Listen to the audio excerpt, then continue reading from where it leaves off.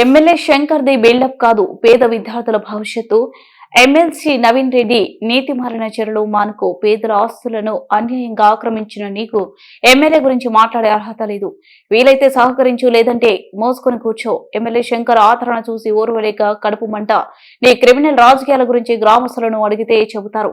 షాద్నగర్ పట్టణ కాంగ్రెస్ సీనియర్ నాయకుడు చంది తిరుపతి రెడ్డి ధ్వజం శాసనమండలిలో మొగలిగిద్ద గురించి ప్రస్తావించారు.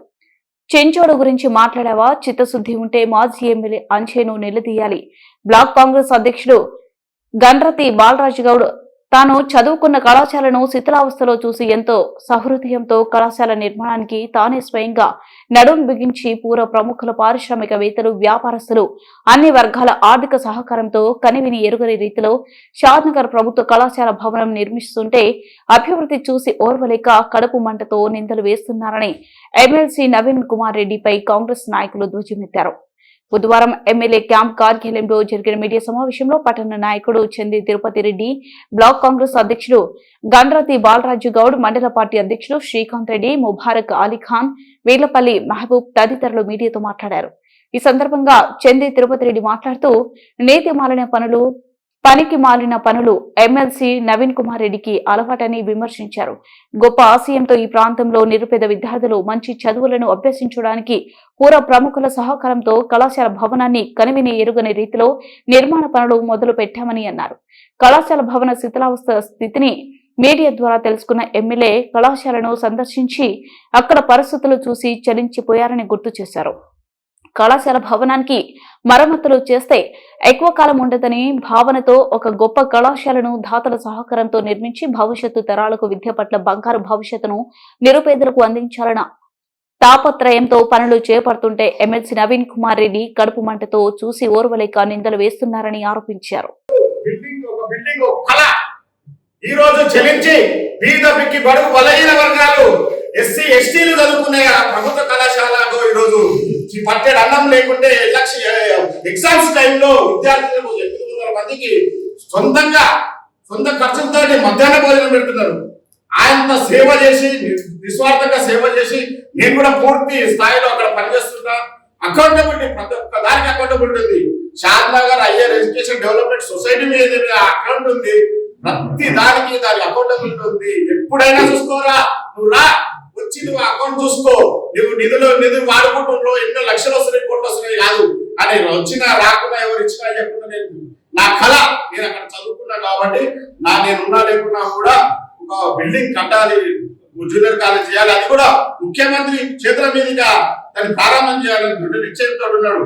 నీవా నీతి మాలినవి, నీకు నీతి లేదు, నిజాయితీ లేదు, ప్రజల పట్ల ఏం లేదు తెలుసు. మీ ఊర్లో పోతే చెప్తారు నీ గురించి, నీ మొత్తము ఇవన్నీ చరిత్ర వేసు. 32 కేసులు నువ్వు చూపించినావు ఎన్నికల అఫిడవిట్ లో. వీళ్ళ భాగవతాలు అన్ని తెలుసు. ఎంతో మంది భూములు కాజేసినావు, ఎంతమంది ముగ్గురు చనిపోయారు నీ కోసం. నీ నీతులు చెప్పేది, నిజాయితీ చెప్పేది. నువ్వు రా, మా ఎమ్మెల్యే గారు వస్తారు రేపు పొద్దుగాల 10 గంటల వరకు చౌరస్తాలో తడిపడితో నిలాడు. అక్కడ వచ్చి నీతి నిజాయితీ గురించి మాట్లాడు. విధవా, నీవు పోయినసారి ఎలక్షన్ లో నేను ఎమ్మెల్యే టికెట్ తెచ్చుకుంటా, బీజేపీ తోటి వస్తుంది, బీఎస్పీ తోటి వస్తుంది, అక్కడ వస్తుంది, అవి అన్ని ప్రయత్నం చేసి ఆఫీస్కి వస్తే సామాన్య మానవులు కూడా, సామాన్య ప్రజలు కూడా చాయ్, బిస్కెట్, పండు ఫలం తినిపించే ఎమ్మెల్యే ఇటువంటి ఎమ్మెల్యేని ఎక్కడ చూడలేదని చెప్పి ప్రతి ఒక్కరు అనుకుంటున్నారు. ఇట్లాంటి ఎమ్మెల్యే దొరకడం, ఇట్లాంటి ఎమ్మెల్యే రావడం మా అదృష్టంగా మేము కార్యకర్తల నాయకులుగా మేము కూడా చాలా సంతోషపడుతున్నాం. ప్రజలు సంతోషపడుతున్నారు. కాలేజ్ బిల్డింగ్ వస్తున్న ఆదరణ, విద్యార్థులకు భోజనం పెడుతున్న ఆదరణ చూసి ఓర్వలేక మీకేం చేయాలన్నో మీ పార్టీ నాయకులకు కూడా పై స్థాయి నుంచి కూడా ఎవరికి కూడా ఏం చేయాలో అర్థం కాక ఏదో ఒకటి చేసి 10 సంవత్సరాల నుంచి ఏం చేసింది మీరు? ప్రజలకు ఏమైనా స్కీములు చేసిరా? ఎన్ని చెప్పిరు? ఒక్క స్కీమ్ చేయలేదు, ఒక్కటి కూడా ప్రజలకు రాలేదు. అన్ని మోసపూరితం, స్వార్థపూరితం. మీ స్వార్థం కోసం, మీ స్వలాభం కోసం ప్రజలు మోసం చేసిరు. అది తెలుసుకొని ఇలా మార్పు కోరిండ్రు. ఏ నిధులు లేకుండా రాష్ట్రంలో రేవంత్ రెడ్డి, ఇక్కడ శంకర్ గారు ఎమ్మెల్యేగా ఎంత కష్టాలు పడుతున్నాం మీ అందరూ తెలుసు. పత్రికలు రోజు కూడా చూస్తున్నారు మీరందరూ. ఆయన నిస్వార్థ సేవలు నిర్మించే అర్హత నీకు లేదురా. నువ్వు సిగ్గు.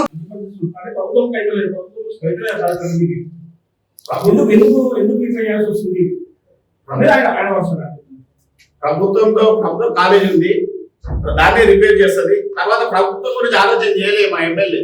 నేను ఇక్కడ పూర్వ విద్యార్థులు కూడా అందరం కలిసి మనం కొత్త కాలేజ్ కట్టేయాలని చెప్పి ఆలోచనతో వచ్చింది. మా ఎమ్మెల్యే గారు కూడా ఏదో చేయాలి చదువుకున్న ఉద్దేశంతో ప్రభుత్వం గురించి ఆలోచన చేయలేదు.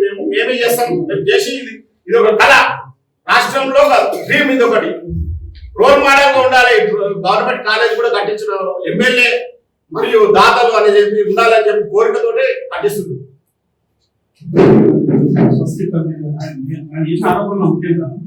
సొంత కంపెనీ 5 మంది పేరు ఆ రోజు ఎమ్మెల్యే గారు కంపెనీ బడ్జెట్ తీశారు. ఈ రోజు మన పరిశ్రమ ఆయన తెలుసో తెలియదు ఒకరికి 15 నుంచి 16 లక్షలు ఇప్పించడం కూడా జరిగింది.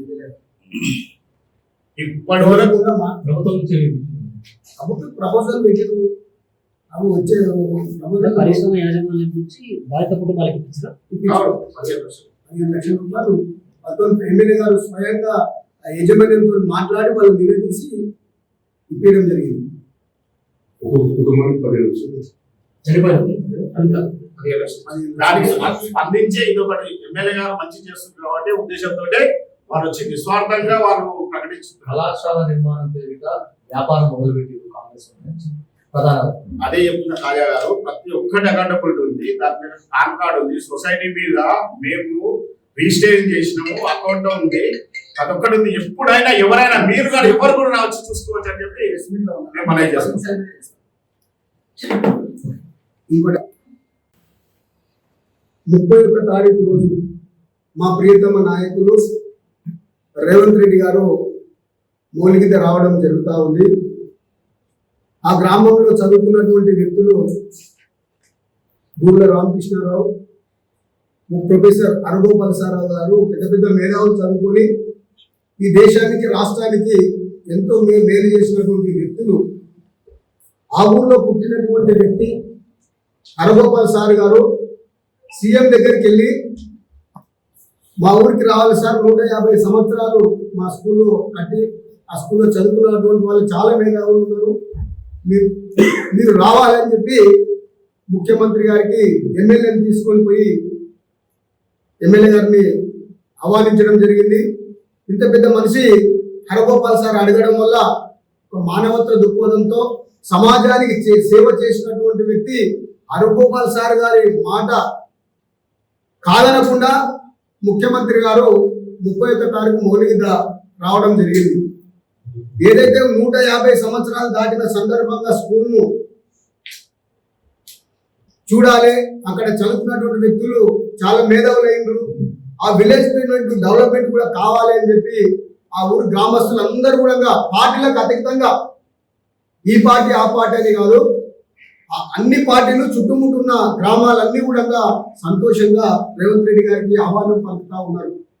మరి ఓర్వలేక ఇప్పుడున్నటువంటి ఎమ్మెల్సీ గారు ఇష్టం వచ్చినట్టు మాట్లాడుతూ ఉన్నాడు, మండలాల గురించి మాట్లాడుతూ ఉన్నాడు. మండలము మోలిగిత ఇవ్వాలి, చించేడు ఇవ్వాలని చెప్పి మాట్లాడుతూ ఉన్నాడు. మరి 10 సంవత్సరాల నుంచి అధికారంలో వాళ్ళే ఉన్నారు, మరి మోలిగిత ఎందుకు ఇవ్వలేదు, చించేడు ఎందుకు ఇవ్వలేదు?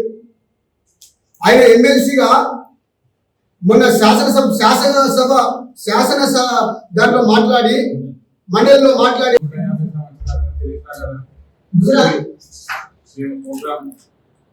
చేసుకుంటుంటే మరి పార్టీలకు అతీతంగా మేము ప్రోగ్రాం చేస్తున్నాం.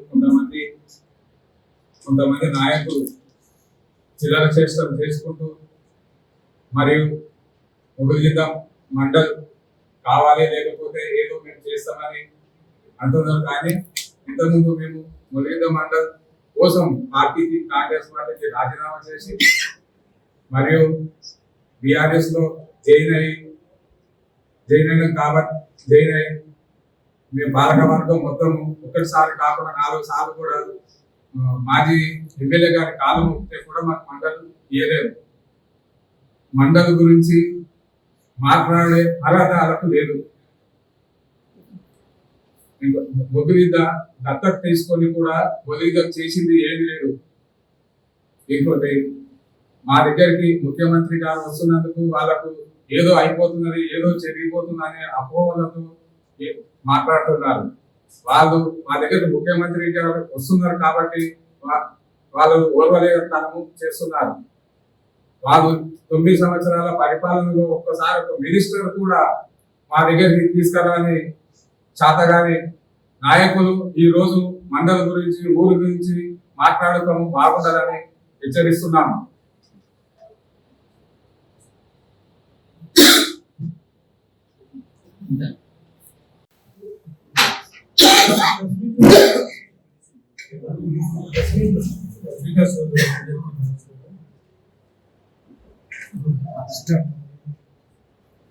పత్రికా సోదరులందరికీ నమస్కారం. ఈరోజు మేము మా యొక్క మొగిలిగిద్ద గ్రామం ముఖ్య ఉద్దేశం, అక్కడ 150 సంవత్సరాల మా స్కూల్ ప్రారంభించి స్వాతంత్రం రాకముందే ప్రారంభించిన స్కూలు, చాలా ప్రాధాన్యత ఉన్న స్కూల్ మా గ్రామంలో ఉంది. ఈ యొక్క స్కూల్కు సంబంధించి మేము ఈ యొక్క కార్యక్రమాన్ని ప్రారంభించుకుంటున్నాం. మా గ్రామ వాస్తవ్యుడైనటువంటి ప్రొఫెసర్ హరగోపాల్ సార్ గారి ఆశీస్సులతో, ఆయన ఆహ్వానం మేరకు ఈరోజు సీఎం గారు మా ఊరికి రావడం జరుగుతుంది. ఈ కార్యక్రమం ముఖ్య ఉద్దేశం ఓన్లీ మేము అనుకున్నది ఏంటంటే చదువు విషయంలో మాత్రమే మేము ఈ కార్యక్రమం ప్రారంభించాము. చదువు అభివృద్ధి కోసం, స్కూల్ అభివృద్ధి కోసం, అదేవిధంగా గ్రామాన్ని అభివృద్ధి చేసుకోవాలన్న ఉద్దేశంతో ఈరోజు సీఎం గారిని ఈ అవతల చేస్తున్న పని ఇది. మేము అన్నదమ్ముల విలేజ్, చుట్టుపక్కల విలేజ్లకు ఈ రోజు రాజకీయ లబ్ధి కోసము ఏదో అలజడి సృష్టించడానికే వాళ్ళు చేస్తున్న ప్రయత్నంలో వాళ్ళు విఫలమవుతారు. ప్రజలు తిరగబడతారు. ప్రజలు తిరగబడితే వాళ్ళు తట్టుకోలేకపోతారు. ఆల్రెడీ ఇంతకుముందు గత తీసుకున్న గ్రామాన్ని ఎలాంటి డెవలప్ చేయలేదు. ఒక గ్రామ పంచాయతీ ఈరోజు మా ఊళ్ళో గ్రామ పంచాయతీ శిథిల వ్యవస్థలో ఉన్నది. వాళ్ళు చేసిన పనులకు మళ్ళీ ఇయ్యలేని మండలం గురించి ప్రజలు గ్రహిస్తూ ఇప్పుడు ఈ రోజు చించోడు కానీ, చొల్లపల్లి కానీ అన్ని గ్రామాలకు మా వివిధకు అనేకమైన రాజకీయ లబ్ధి కోసం మా ఇద్దరికి మధ్యలో అదేమంటారు చిచ్చు పెట్టడానికి చేస్తున్న పల్లాగాలు ఇవన్నీ ప్రజలు తిరగబడతారు. ఈ కార్యకర్తలు, మా కార్యకర్తలు కూడా ఎవరు ఊరుకోరు. ఇది మండలం విషయం అని ఎట్టి పరిస్థితుల్లో కాదు. ఇది ఏదన్నా ఉంటే దానికి ఒక కమిటీ ఏర్పాటు చేసి కమిటీ చూసుకుంటుంది. దాని నియమ నిబంధనలను కమిటీ ఫాలో చేస్తుంది.